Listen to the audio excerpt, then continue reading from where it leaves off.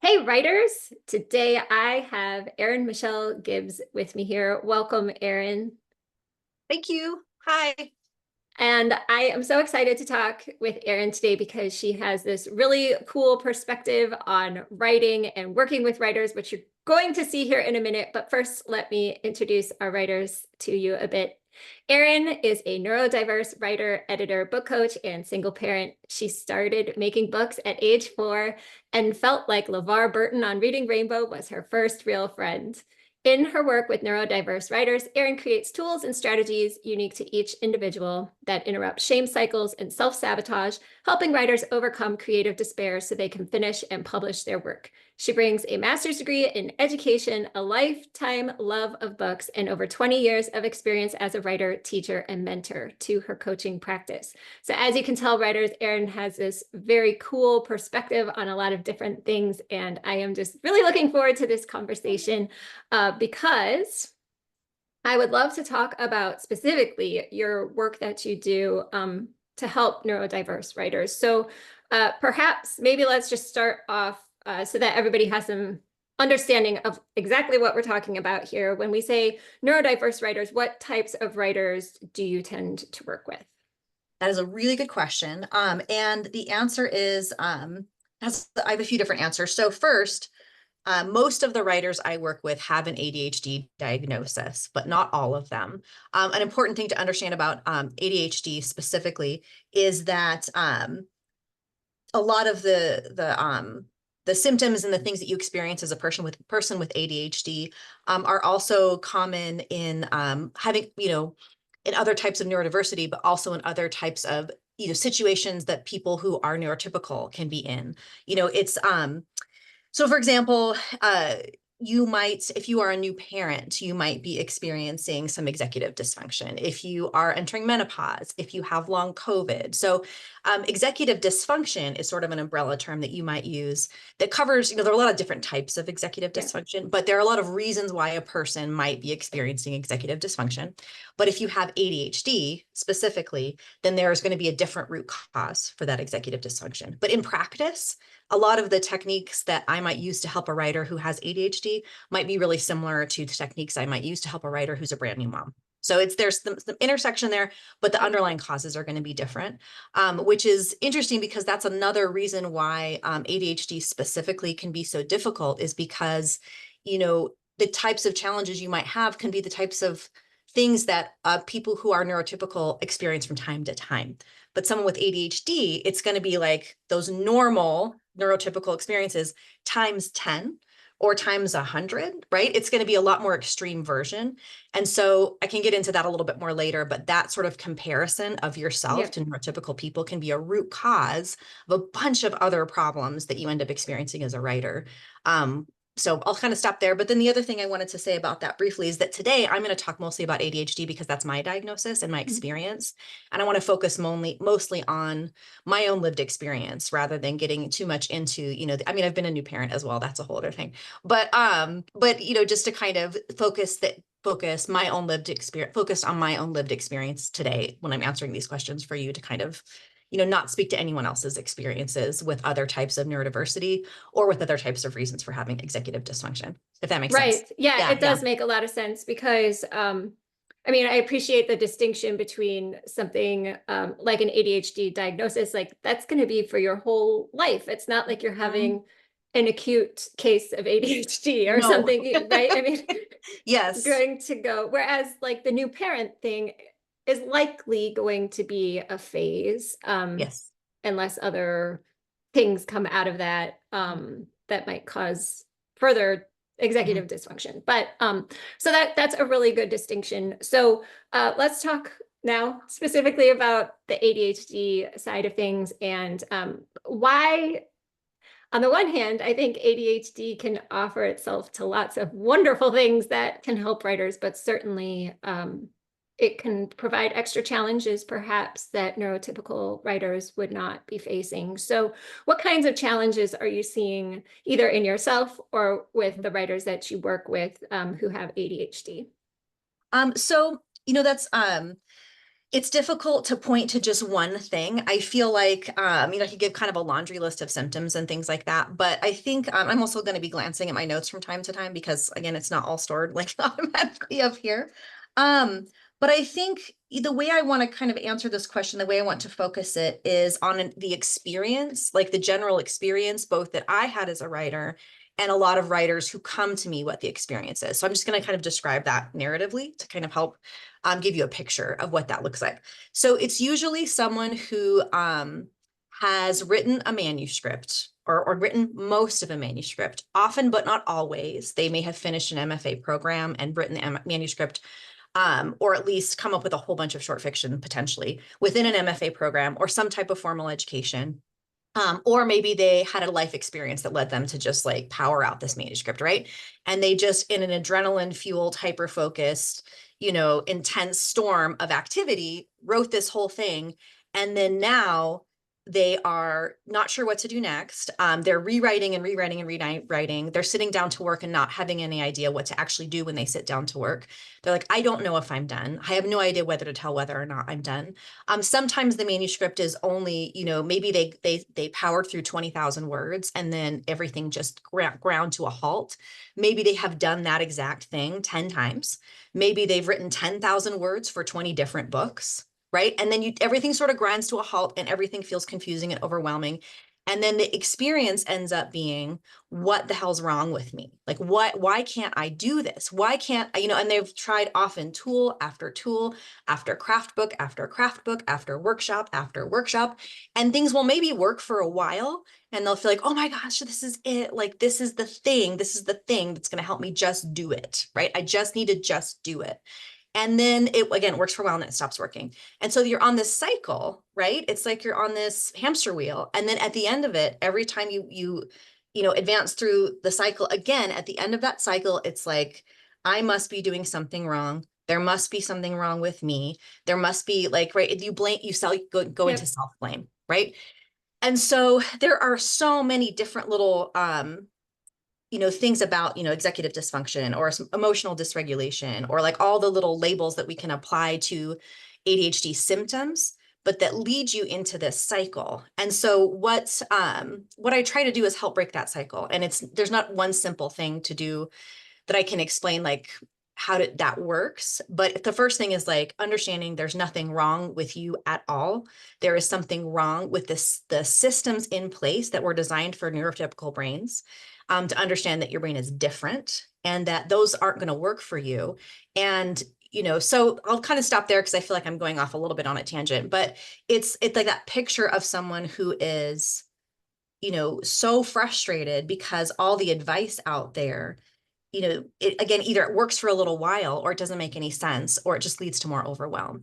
And then you start to feel like you're the problem, right? And Right. you're not the problem. The problem is the systems that are in place and no one's explaining to you how this actually works when you actually sit down to write a book, like this step-by-step process of what you go and do, right? Or like how to Right. break out of those cycles, or how to like tweak tools so that they work for you instead of making you feel like you're doing something wrong, right? Every Right. time, right? So Yep. yeah.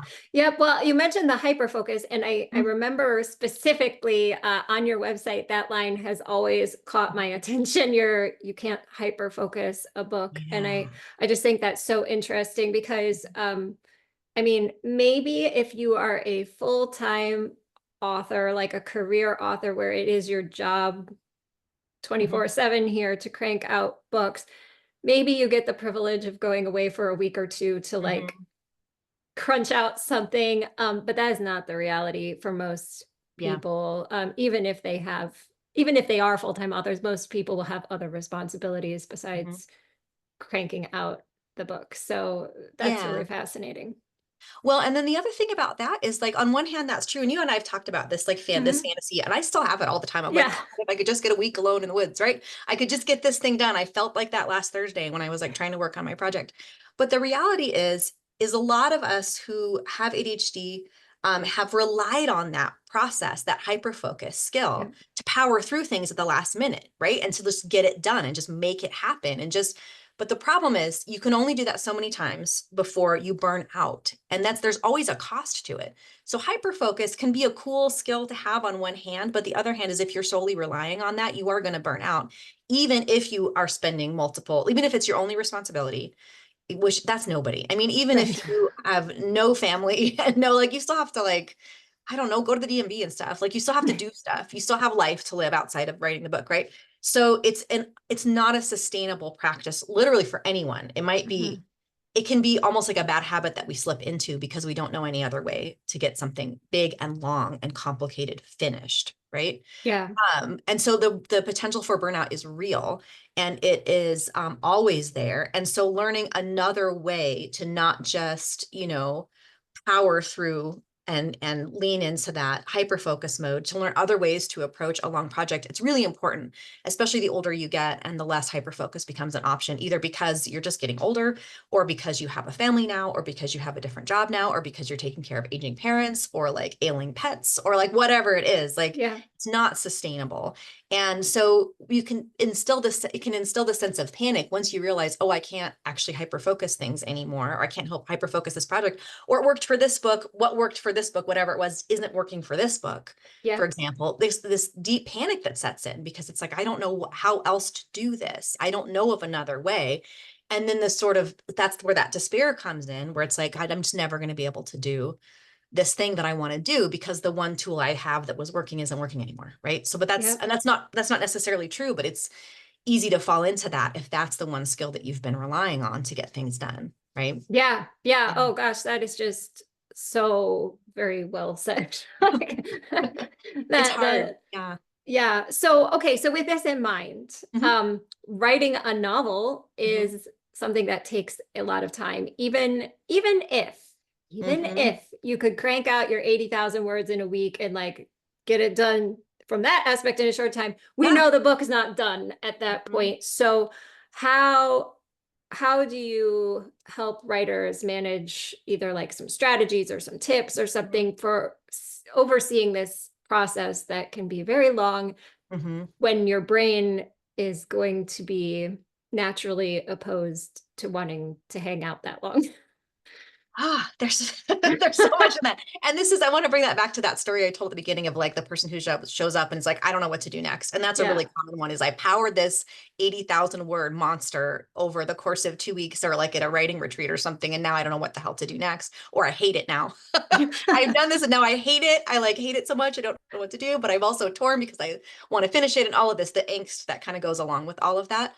And so one of the things, and again, it's hard to point to, there's not, I really want to be careful not to reduce it to like, you can't like life hack or like, you know, like life hack or tip and trick your way through having Yeah. ADHD and through a long process, right? So I don't want to minimize the fact that, like what you just said, it's a complicated process and there's not one thing that you can do, or even five things that you can do to solve that process quickly, or to explain, for me to explain it quickly. But I do think there's a concept in a way that this is something I see that's missing from the conversation a lot Mhm. when we talk about how to revise just in general, which is that there are multiple types of writing time. There are multiple types of revision time. So writing doesn't just consist of writing. You know this too. It consists of daydreaming and planning and thinking about characters. And it consists of printing out manuscripts and reading them and editing. And it consists of developmental editing strategies where you're looking at story structure and all of this. Those are all concepts, but they're all also really different ways of sitting down at a table and doing some work,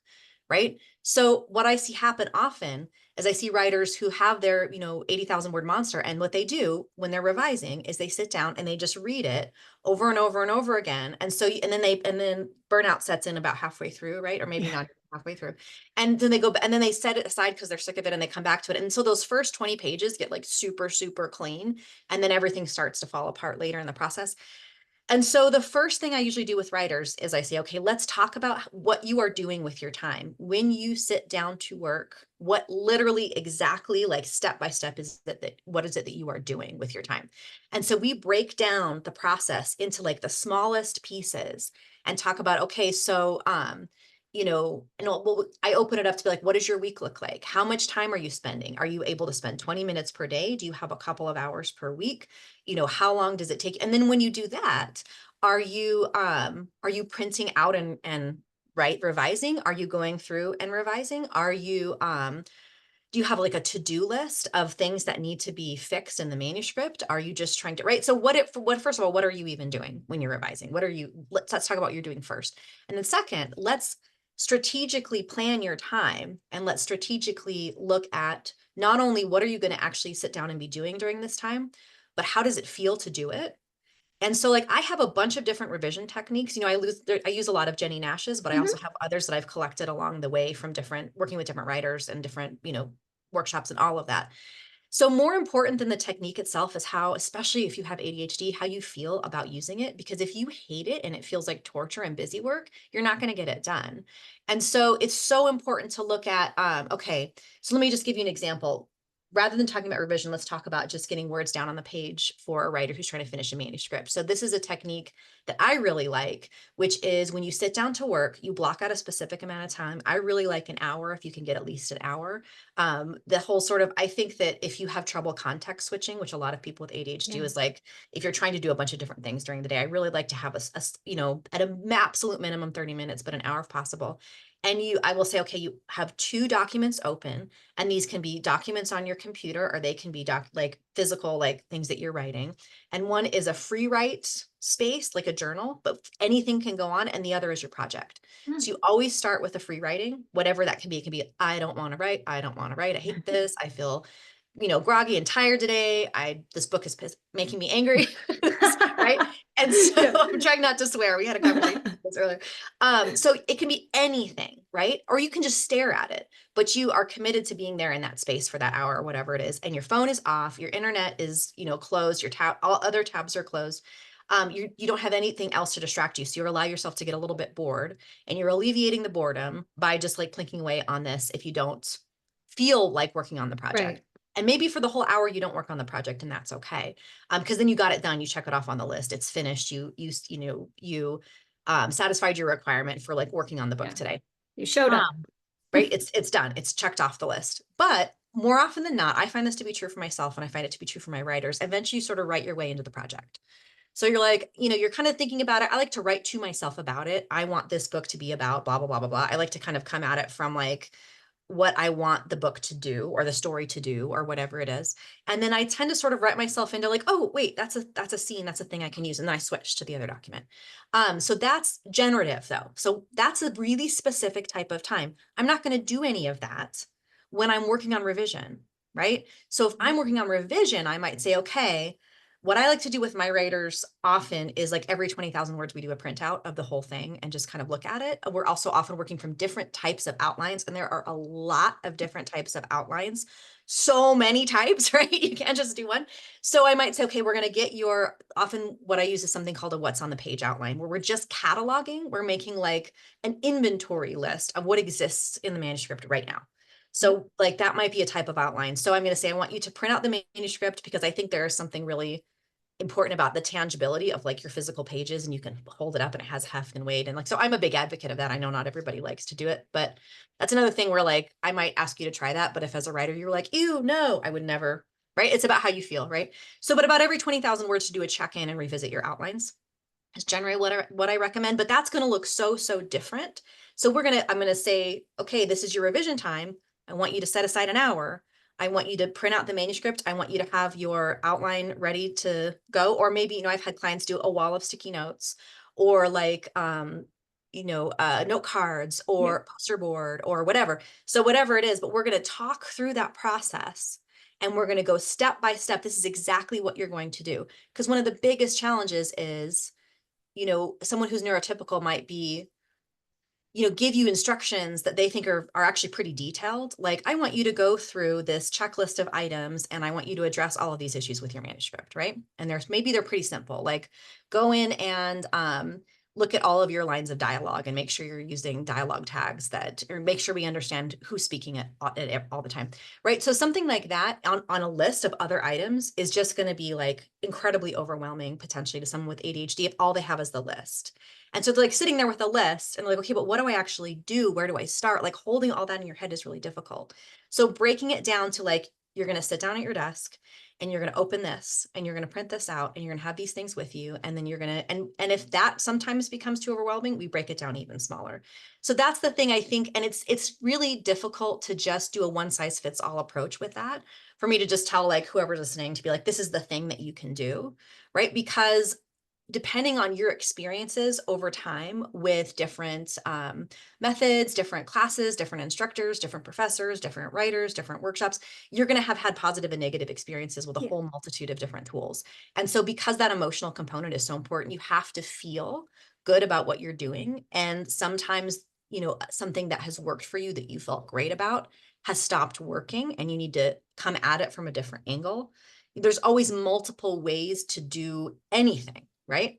And so a big part of what I do is check in emotionally. Like I have gotten folks coming to me who've worked with other coaches and editors before who have felt like, you know, that person that they worked with is like, this is the way to do it. And this is the best way to do it. And you're going to experience the most success if you do it my way. Now that may be true. And if that person was willing to try that method, that they may, but if they've got big, huge emotional blocks in front of that, and they've tried something similar before and it was a massive failure and they felt really embarrassed or upset or like, they, you know, with that method, it's never going to work, right? And all you've done is alienate them from their work even more. So much of what I do is like, okay, let's keep all the options open.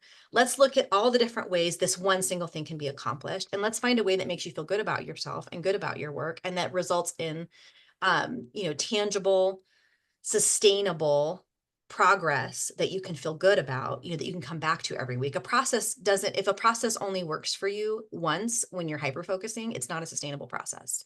Yeah. Right. So we have to find something that is sustainable over the course of time. So I'll And stop be there. willing and be Go willing to ahead. change it if Yeah, it stops working for you. exactly. And I think that's not always as much of a problem because I think that the sort of excitement of something new often generates like, oh, I'm going to try this new thing. So it tends to be more like the depression that results when that fun, new, shiny thing stopped being Yeah. fun and shiny and new. And now they feel like there's nothing else that is out there that will ever be as fun as that thing was, but it doesn't work anymore.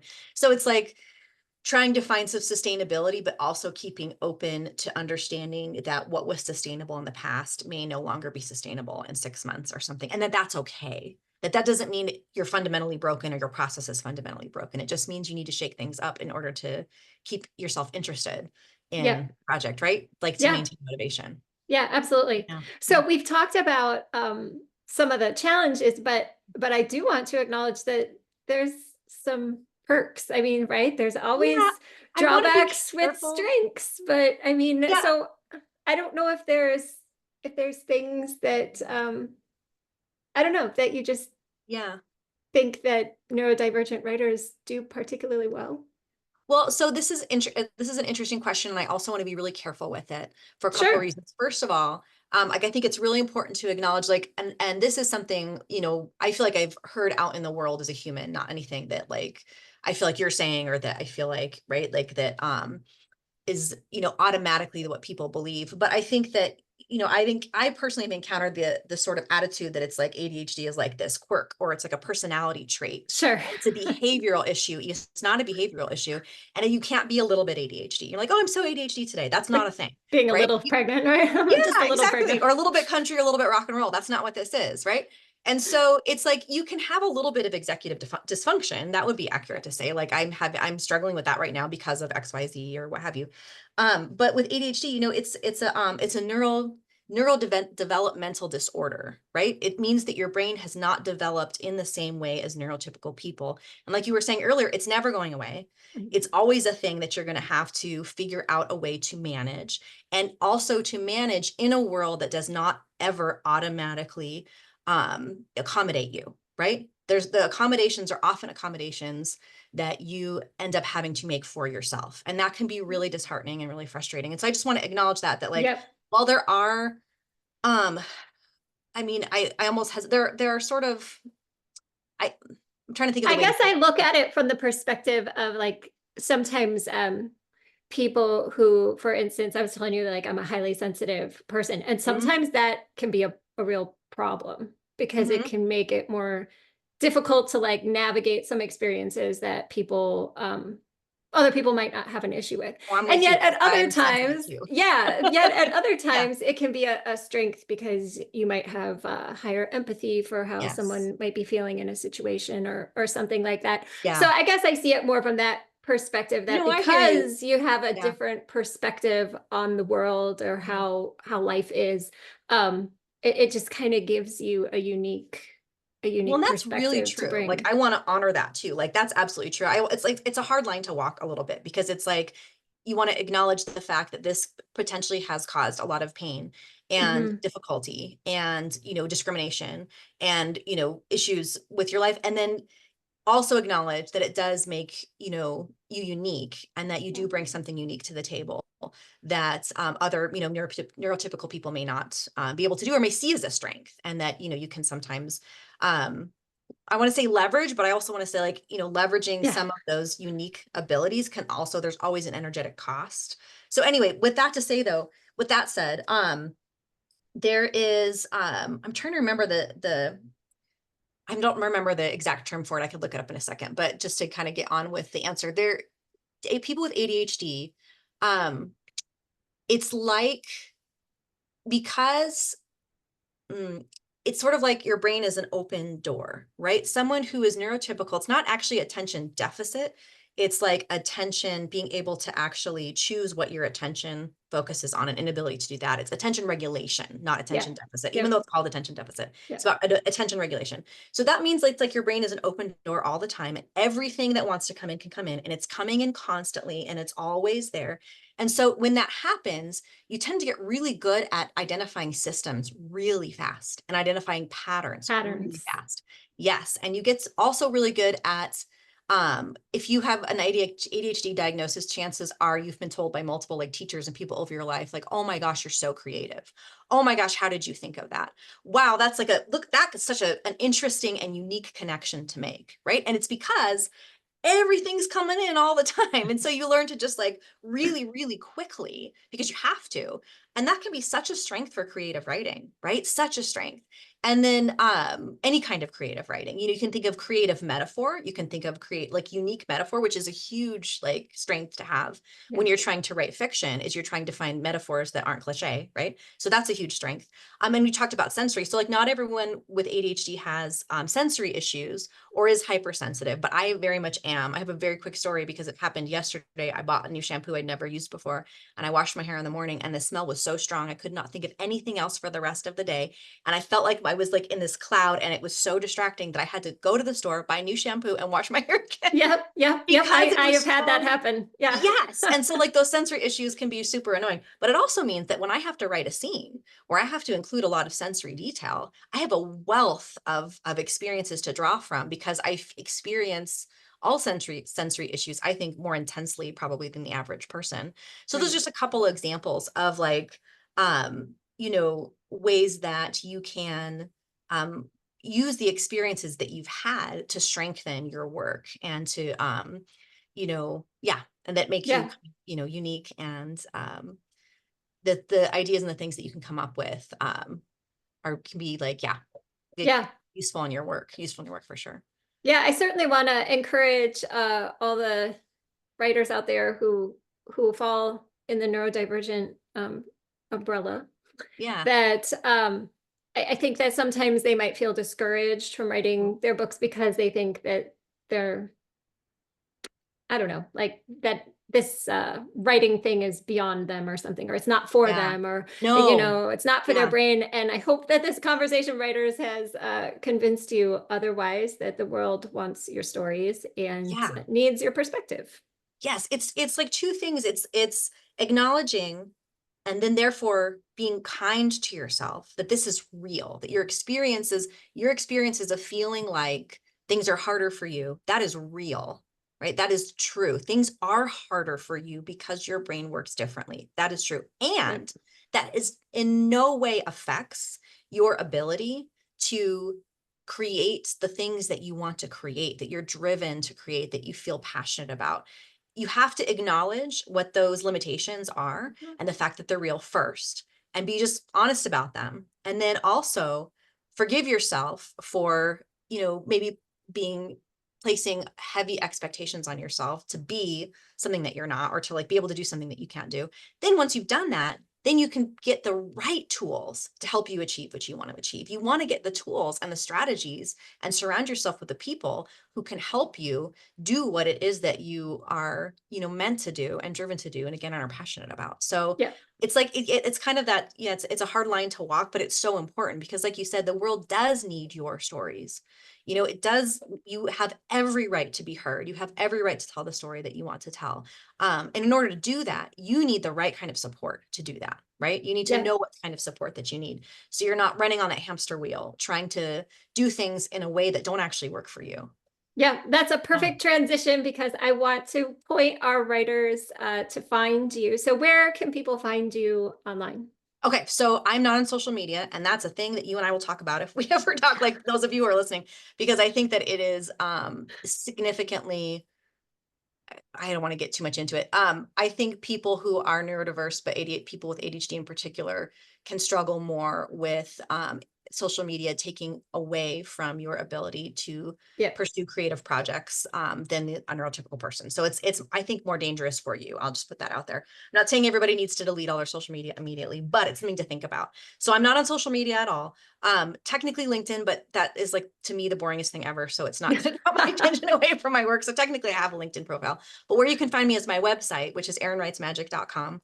And then also on my website, there's a link to the top to the ADHD AMA, which ADHD Ask Me Anything. And this is a monthly call that I host for writers with ADHD. And you can either come live to the call or you can submit questions ahead of time that I will answer on the call. I limit it to 50 people. It's never reached 50 yet, but as long as just one person signs up every month, I show up and I answer questions. And you get the benefit of my experience, but also the other folks who come on the call and their experiences as well. It's a safe space to talk about, whether you are neurodiverse just in general, or whether you are experiencing executive dysfunction, but you don't have ADHD. You don't have to have like a little card to show your diagnosis to like show up to the call. It's for everybody.